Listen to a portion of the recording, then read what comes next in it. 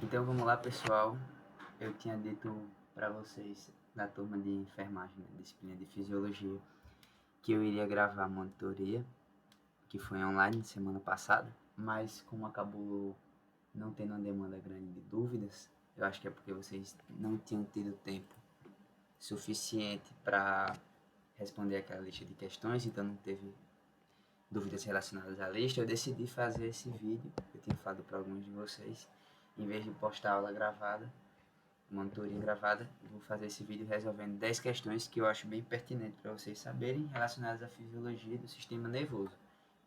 Questões de temas diferentes dentro desse assunto.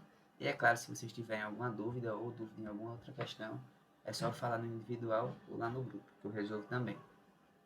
Então vamos começar aqui pela questão 6. Quais os tipos de células do sistema nervoso e qual a função de cada uma delas? A gente sabe que as principais células do sistema nervoso são os neurônios, que são células excitáveis, ou seja, são capazes de responder à entrada e saída de íons, sofrendo alteração no seu potencial elétrico, né? Despolarização, repolarização, a gente vai falar um pouco melhor do potencial de ação do neurônio ainda.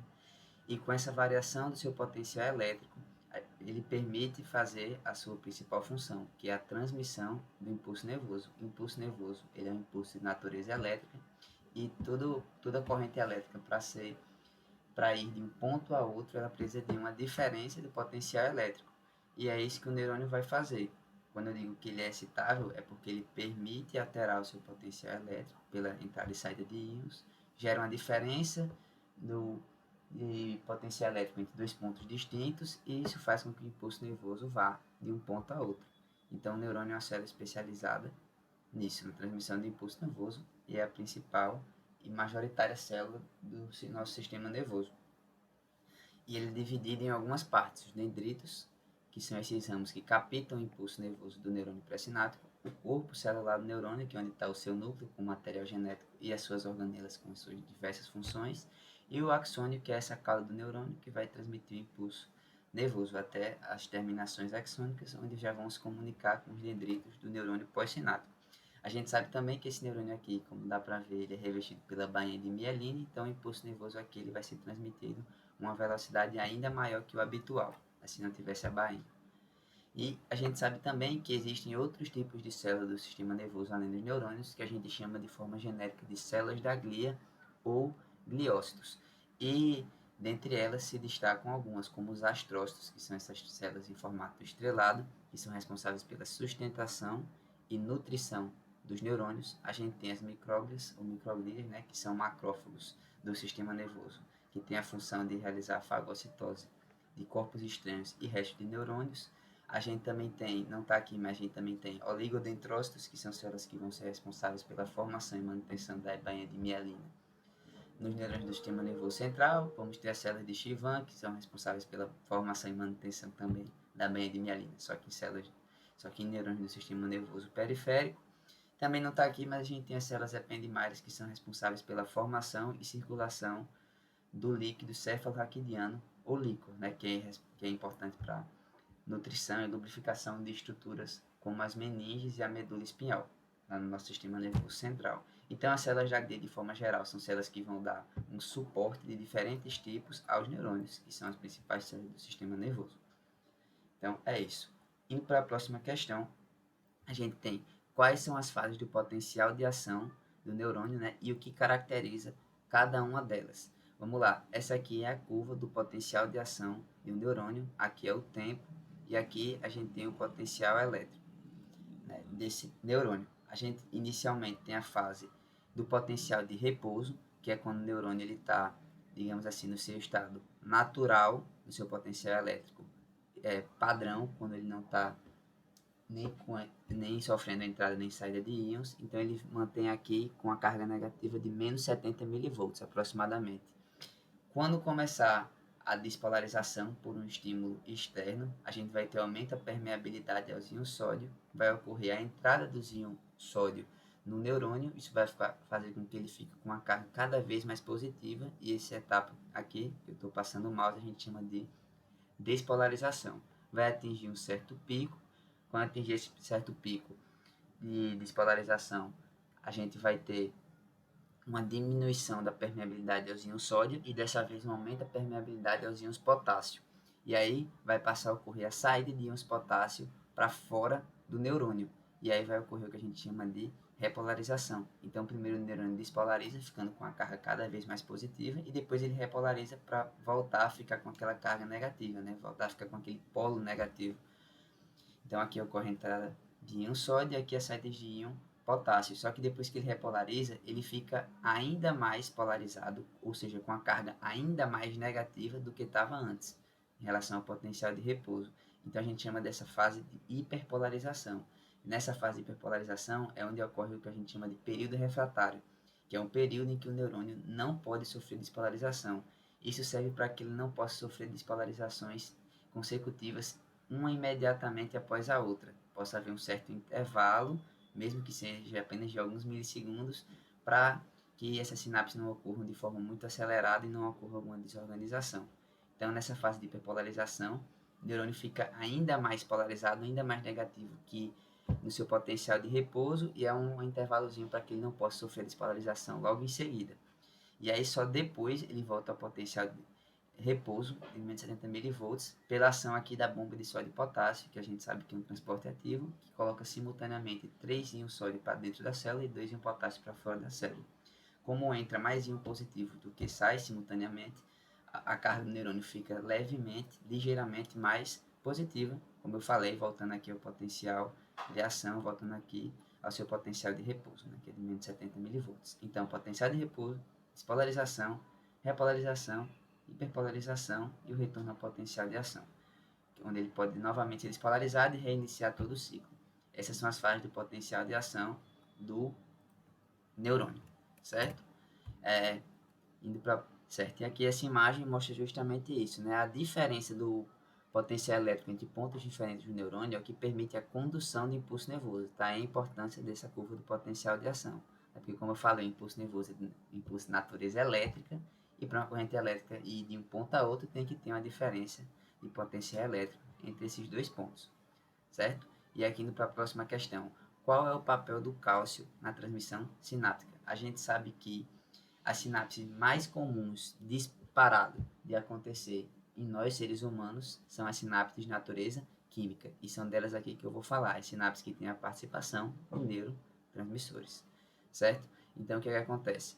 Quando o impulso nervoso chega aqui na porção final do neurônio, no terminal axônico, desse neurônio aqui pré-sináptico, ele vai estimular a abertura dos canais de cálcio voltaico-dependentes, que são aqueles canais de cálcio que precisam de uma certa voltagem, de uma certa corrente elétrica para se abrirem. Quando eles se abrirem, como eu estou mostrando aqui, vai entrar quase que instantaneamente a entrada de íons cálcio que estão aqui no meio extracelular. Eles entram por uma diferença de gradiente eletroquímico, vão do meio extracelular para dentro aqui do neurônio pré-sináptico.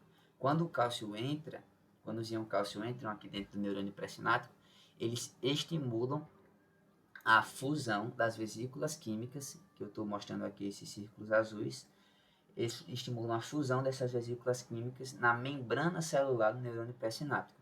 Com isso, eles liberam seu conteúdo, que são essas bolinhas vermelhas que estão representando os neurotransmissores. Então, ocorre a fusão das vesículas químicas na membrana do neurônio pré-sináptico e a consequente liberação dos neurotransmissores na fenda sináptica, que é esse espaço entre o neurônio pré e pós-sináptico.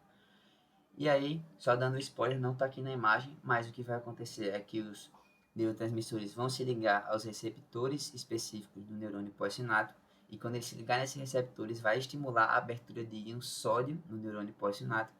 Quando os íons sódio que estão no meio extracelular se ligarem aos canais de sódio que abrirem, quando eles entrarem nos canais de sódio, aliás, vão estimular a despolarização do neurônio pós-sináptico, e essa diferença no potencial elétrico gerada por essa despolarização vai fazer com que o impulso nervoso vá do neurônio pré para o neurônio pós-sináptico.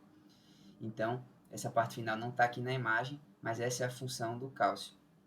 Então, repetindo, impulso nervoso chega, abre canais de cálcio. Cálcio entra, ocorre a abertura das vesículas químicas com a liberação de neurotransmissores. Neurotransmissor se liga ao receptor, abre canal de sódio, sódio entra no neurônio pós-sináptico, promove a despolarização do neurônio pós-sináptico, transmissão de impulso elétrico. Tudo isso é uma velocidade muito rápida, certo? Mais uma vez, isso aqui é uma sinapse química, que é a mais comum, E lembrando também que sinapse, o conceito de sinapse é a passagem do impulso nervoso, de um neurônio para o outro, que é o que a gente está vendo justamente aqui, certo?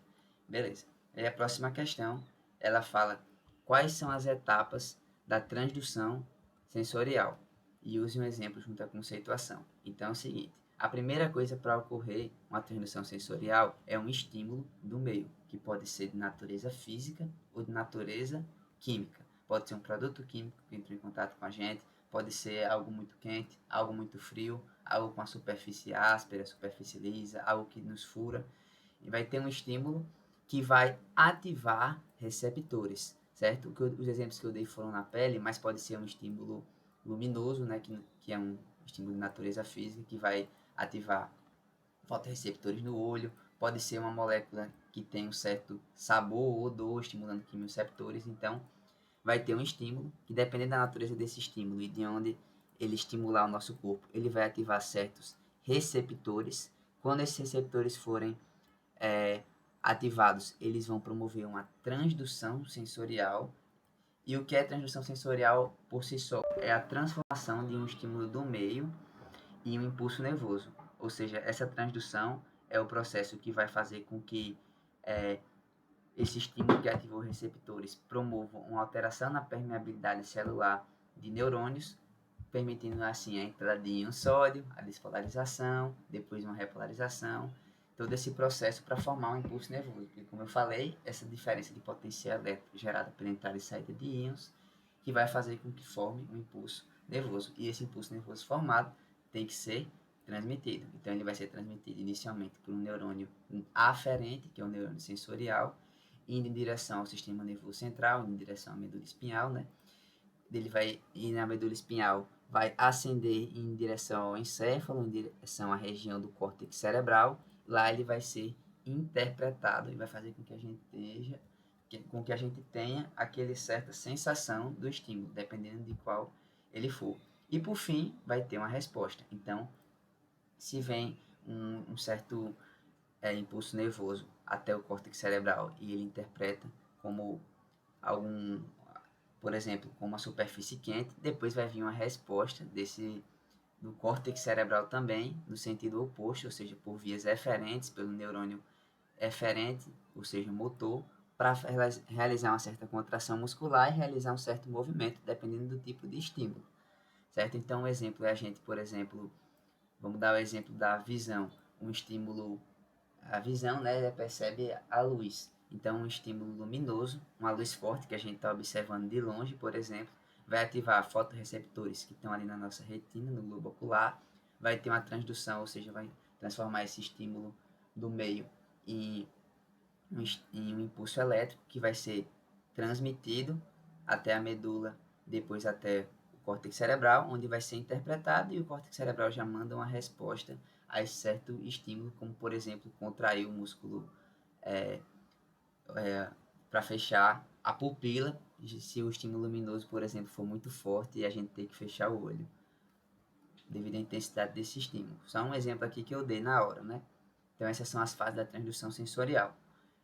E aí a próxima questão é o que é campo receptivo e o que é limiar de dois pontos. Então vamos lá, vamos falar dos conceitos. O que é um campo receptivo? O campo receptivo ele é a área específica onde um estímulo pode ativar um neurônio sensorial, ou seja, é a região do corpo que, quando estimulada, gera uma resposta em um neurônio particular, que vai gerar uma certa interpretação a nível cortical. Então, o campo receptivo é a menor área, é a área, na verdade, que é coberta por um único neurônio secundário. E os estímulos que ocorrerem nesse campo receptivos vão ser interpretados como um único estímulo, certo? Então a gente tem aqui esse campo receptivo e aqui nessa imagem tem vários campos receptivos. E agora falando de limiar entre dois pontos. O limiar de dois pontos ou limiar de discriminação é a capacidade de perceber dois estímulos distintos como separados um do outro. Então, o que acontece é o seguinte, vamos dar o exemplo clássico. Nas nossas costas, a gente tem uma densidade, a gente tem um número de neurônios sensoriais secundários pequeno. Então, cada neurônio sensorial secundário, ele vai cobrir um campo receptivo de área muito grande. até porque há uma certa sobreposição de áreas de neurônios sensoriais primários, como vocês podem ver, e aí todos eles vão mandar a resposta para um único neurônio sensorial secundário. Então, se você tocar com um compasso, esses dois pontos do compasso, em um a um, próximos um do outro nas costas, é provável que eles estejam em apenas um campo receptivo, já que os campos receptivos nas costas são grandes.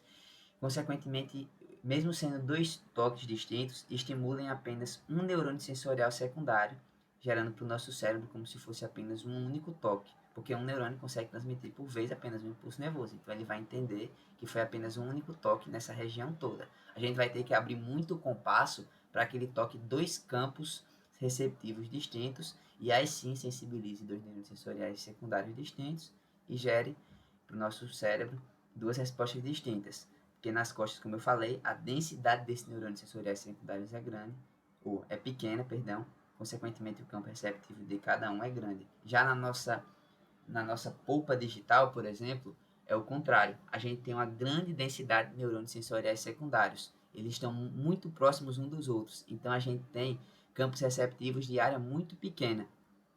Então cada toque que você der no polegar vai tocar em um campo receptivo distinto, o que vai ser percebido por neurônios sensoriais secundários distintos, o que vai ser facilmente discriminado pelo nosso cérebro como estímulos diferentes. Então você não precisa abrir muito o compasso para tocar no polegar e a gente sentir dois toques distintos, diferentemente das costas, certo? Então quando a gente tem poucos neurônios sensoriais secundários, o campo receptivo é grande e o limiar de discriminação é pequeno, ele tem pouca capacidade de discriminação. E quando a gente tem muitos neurônios sensoriais secundários, como na polpa digital, o campo receptivo é pequeno e o limiar de discriminação, o limiar de 2 pontos, é muito grande. É fácil de discriminar dois toques distintos nessa região, certo? Aí a próxima questão.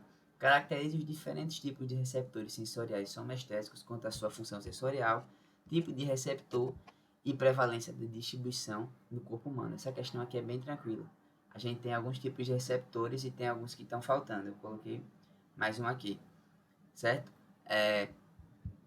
Então a gente tem os quimioreceptores, aliás, que vão perceber a variação da concentração de algum tipo de molécula, de algum tipo de substância química, podendo ser o O2, podendo ser o zinho H+, né, que alteram o pH, podendo ser moléculas orgânicas como a glicose. Então esses quimioreceptores vão, com base nessa alteração na concentração de algumas moléculas químicas, promover alguns estímulos no nosso corpo. Por exemplo, quimioreceptores para o pH estão presentes no arco da aorta e no seio carotídeo. E aí, de acordo com a concentração de íons H+, eles vão estimular ou inibir lá no bulbo, o centro respiratório, vão estimular ou inibir a intensidade e a intensidade da nossa respiração. Então, se ele perceber que tem uma grande concentração de íons H+, ele vai ter que botar mais CO2 para fora e mais O2 para dentro, vão aumentar a frequência e amplitude respiratória, e o contrário também é verdadeiro. Então a gente tem quimioreceptores, por exemplo, nesses locais, enquanto mecanorreceptores podem ser divididos em diferentes tipos, em receptores para a pressão, que são os baroreceptores, que também estão localizados no arco da aorta e no bulbo carotídeo, e eles vão perceber, por exemplo, o aumento ou a redução da pressão arterial, promovendo respostas sistêmicas para tentar compensar essa pressão arterial muito elevada ou muito reduzida. Vão ter mecanorreceptores que percebem estiramento da célula, que são os osmorreceptores, que vão perceber vibração, que vão perceber aceleração, que vão perceber som, como na nossa orelha interna.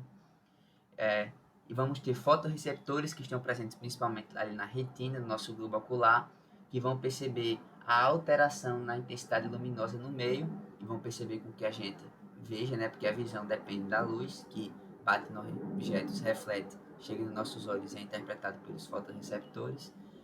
Vamos ter os termorreceptores, que, como diz o nome, eles percebem a variação da temperatura, podem perceber superfícies quentes, superfícies mais frias.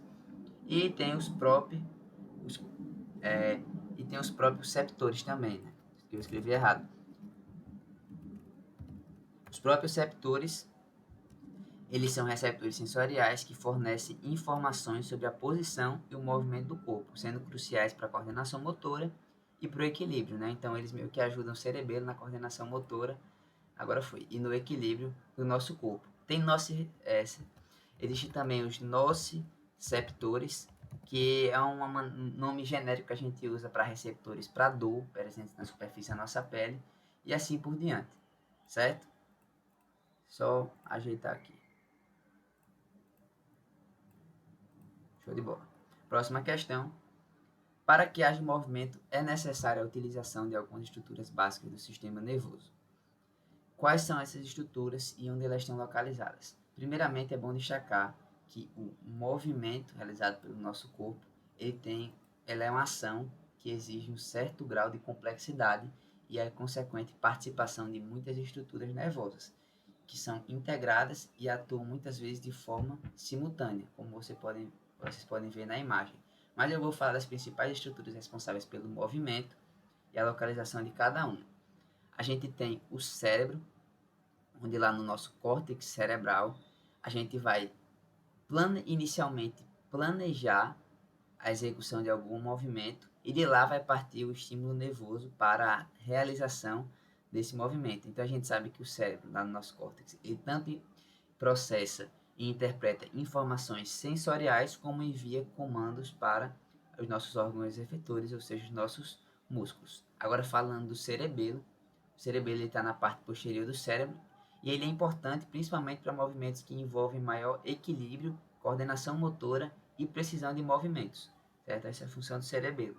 Já o tronco encefálico, que está na porção inferior ao cérebro, ele é composto por bulbo, ponta encefálica e mesencéfalo, e ele vai ser meio com a estrutura de transição para levar o impulso nervoso gerado no córtex cerebral para a medula espinhal, e que da medula espinhal vá para os nervos eferentes e chegue nos músculos, que são os órgãos efetores. Então, o tronco encefálico é meio que relacionado ao movimento, a função apenas de servir como ponte, né, do cérebro para a medula espinhal. A medula espinhal, por sua vez, que se encontra dentro da coluna vertebral, é a principal via de comunicação entre o cérebro e o corpo. Então, a medula espinhal ela faz parte do sistema nervoso central, mas ela tem uma integração com o sistema nervoso periférico, porque dela saem diversos nervos que vão executar a função motora, né, que são os nervos, como eu falei, eferentes ou motores. Então, e por fim, os neurônios motores que estão presentes na medula espinhal e nos nervos periféricos que enviam sinais do sistema nervoso central para os músculos, promovendo certa contração muscular e, consequente, movimento, né, que depende dessa contração. Então, primeiro cérebro, depois cerebelo, mais relacionado à coordenação motor e equilíbrio. Aí passa, antes de chegar na medula, passa pelo tronco encefálico, né? Aí da medula vai para os neurônios eferentes, nos neurônios eferentes vai chegar lá na junção neuromuscular ou placa motora para fazer processo de contração muscular e determinado movimento desse compartimento muscular. E a gente vai falar um pouco também ainda sobre contração muscular agora nessa questão. Então, a contração muscular é um processo complexo que inicia quando um impulso nervoso ele chega pelo neurônio eferente, ou seja, motor, que veio da medula espinhal, como eu já falei, e as terminações axônicas desse neurônio eferente chegam lá na junção neuromuscular ou placa motora, que é o encontro desse neurônio eferente com as fibras musculares. Quando isso acontecer, a gente vai ter o processo que vai se iniciar e no final vai resultar na contração muscular. Como é que acontece? Esse neurônio eferente vai liberar o neurotransmissor acetilcolina na junção neuromuscular. A acetilcolina se liga a receptores na membrana da fibra muscular, gera um potencial de ação que se propaga por toda a membrana da célula e se infiltra nos túbulos T, né, que são estruturas tubulares que vão levar esse impulso nervoso a regiões mais profundas do músculo, para que possa ocorrer uma despolarização em todo o músculo, em todo esse órgão. E a despolarização do músculo faz com que haja uma liberação de íons cálcio pelo retículo sarcoplasmático da célula muscular. Então, o retículo sarcoplasmático, que é o retículo endoplasmático liso da célula muscular, vai liberar, ele é cheio de íons cálcio. Quando chegar a despolarização, ele vai liberar os íons cálcio no citoplasma, ou seja, no citosol da fibra muscular. Com o aumento da concentração de íons cálcio, ocorre a mudança na conformação espacial da actina, permitindo então que as cabeças de miosina, que são essas bolinhas aqui, se liguem às fibras de actina e promovam o encurtamento dessa miosina, tracionando a actina e fazendo com que ela se aproxime. Com isso, o sarcômero, que é a unidade contrátil do músculo, ele vai encurtar, ele vai ter essas estruturas aproximadas uma das outras, porque a miosina se liga à actina e traciona, puxando ela uma para próxima da outra. E o encurtamento de vários sarcômeros em um músculo promove a contração desse músculo, e a contração desse músculo promove determinado movimento, certo? De um certo contração de um certo grupamento muscular do nosso corpo promove um certo movimento, né? Por exemplo, a contração do nosso bíceps promove a flexão do antebraço. A contração dos nossos músculos da região anterior da coxa promove a extensão da perna e assim por diante. Então, todo esse processo de contração muscular é para gerar um certo movimento. Então, recapitulando, impulso nervoso, aliás, liberação de acetilcolina pelo neurônio, a acetilcolina se liga à fibra muscular, promove despolarização, essa despolarização estimula a liberação de íon cálcio no citosol, íon cálcio no citosol promove mudança na conformação espacial da actina, miosina se liga à actina, traciona, aproxima uma da outra, encurta, né, diminui o comprimento do sarcômero e o encurtamento de vários sarcômeros em um músculo, que são essas unidades contráteis, promove a contração do músculo como um todo, que gera um certo movimento. Indo para a próxima questão, eu acho que essa é a penúltima já. Vamos lá, você não tem o costume de fazer corridas de longa distância, mas hoje resolveu correr 10 km. Depois de alguns quilômetros percorridos, você sente forte fadiga muscular e até um quadro de contração tetânica, ou seja, contrações intensas e involuntárias. Baseado no seu conhecimento sobre a fisiologia do controle motor, quais fatos podem estar envolvidos nesse quadro apresentado? Cite e explique pelo menos 3 deles. Então aqui eu trouxe os 3 principais fatores que podem estar relacionados com esse quadro de fadiga muscular e contração tetânica que esse indivíduo sofreu. Então vamos lá. Primeiramente a gente tem o acúmulo de metabólicos tóxicos como o ácido lático. A gente sabe que o principal metabolismo energético realizado pelo nosso corpo é a respiração celular aeróbica, que é aquela que tem como aceptor final de elétrons o O2. Porém, quando em uma atividade física o nosso corpo não dá conta da demanda e precisa de maior produção de ATP, que é a molécula energética do nosso corpo, o nosso corpo passa a fazer, algumas células do nosso corpo passam a fazer também um tipo de metabolismo energético anaeróbio, que é a fermentação lática. Então, as células musculares e as hemácias, elas podem fazer fermentação lática. Os músculos, principalmente, quando há uma demanda maior de ATP, que a respiração celular aeróbia não dá conta. Então, ele faz fermentação lática. A fermentação lática produz esse ATP extra para dar conta da demanda de atividade física intensa que esse indivíduo está executando, mas como resíduo metabólico da fermentação lática, a gente tem a produção do ácido lático. Né? A gente sabe que a respiração celular aeróbia só gera CO2 e água, então não gera nenhum resíduo tóxico que vai se acumular no nosso corpo, mas a fermentação lática gera o ácido lático, que é um ácido, ele se acumula no nosso corpo e ele pode contribuir para a sensação de fadiga muscular, quando ele se acumula lá no nosso músculo, que são justamente as células musculares que mais produzem o ácido lático nessa situação de atividade física prolongada, certo? E aí, esse acúmulo de ácido lático gera fadiga muscular e diminui a capacidade do músculo de gerar força e de se contrair. Então, é o primeiro fator. O segundo fator é o desequilíbrio eletrolítico, porque durante a atividade física, como mecanismo de termorregulação, a gente sua, né? É o nosso principal mecanismo termorregulador. Como a gente sua, a gente perde água e eletrólitos no suor. E essa perda de eletrólitos, como os íons sódio, íons cálcio, íons cloro, podem gerar um desequilíbrio eletrolítico, ou seja, a gente pode ficar com a concentração desses íons desbalanceada em relação ao ideal dentro do nosso organismo, justamente pela perda deles. E esse desequilíbrio eletrolítico, estudos recentes mostram que é a principal causa da famosa cãibra. Então, a cãibra muscular, que é aquela contração intensa e involuntária, é causada principalmente por esse desequilíbrio eletrolítico, que é causada pela perda de eletrólitos no suor durante a atividade física. E por que isso acontece? Porque, como a gente falou, a contração muscular depende da entrada e saída de íons para que ocorra a despolarização do músculo, a liberação de íons cálcio no citosol, enfim. Então, se ocorre um desequilíbrio eletrolítico, a gente não vai conseguir fazer a contração muscular de maneira adequada. A gente vai contrair em momentos que a gente quer relaxar e a gente pode não conseguir contrair em momentos que a gente quer contrair.